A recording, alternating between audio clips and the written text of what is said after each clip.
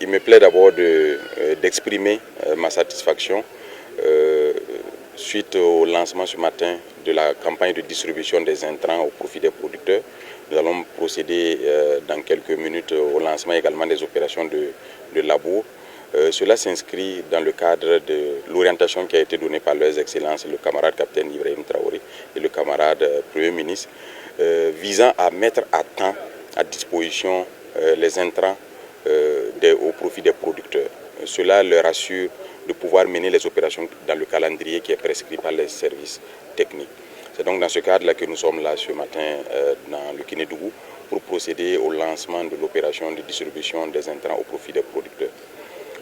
Le message est le même, c'est celui que nous avons donné depuis bientôt 2 ans, c'est les intrants aillent à leurs bénéficiaires. C'est ça qui est le premier message, parce que nous avons constaté et nous nous sommes battus contre des pratiques qui avaient la peau dure dans notre pays ces 2 dernières années. Heureusement, aujourd'hui, le message est bien passé et nous avons moins de dénonciations liées au détournement des intrants des producteurs. Et cela est un pas important parce que c'est un facteur important pour accroître les rendements au niveau national. Et cette année également, le deuxième message qu'il faut porter aux producteurs, c'est que les efforts qui sont consentis par l'État pour faire des subventions, de grandes opérations de subvention au profit des producteurs, doivent profiter en termes de création de richesses au plan national.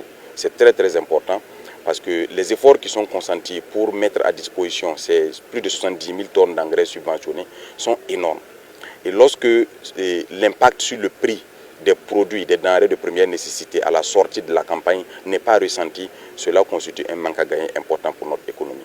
L'État subventionne en amont pour avoir des produits à prix contrôlé en aval. C'est très très important et c'est ce message-là que nous avons porté à l'attention de la population pour leur dire que cette subvention ne doit pas bénéficier à d'autres pays.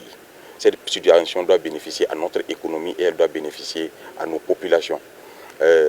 Du reste, l'État a bien vu en reformant la SONAGES pour lui donner les capacités opérationnelles et lui donner le cadre institutionnel favorable à ce qu'il puisse jouer ce rôle.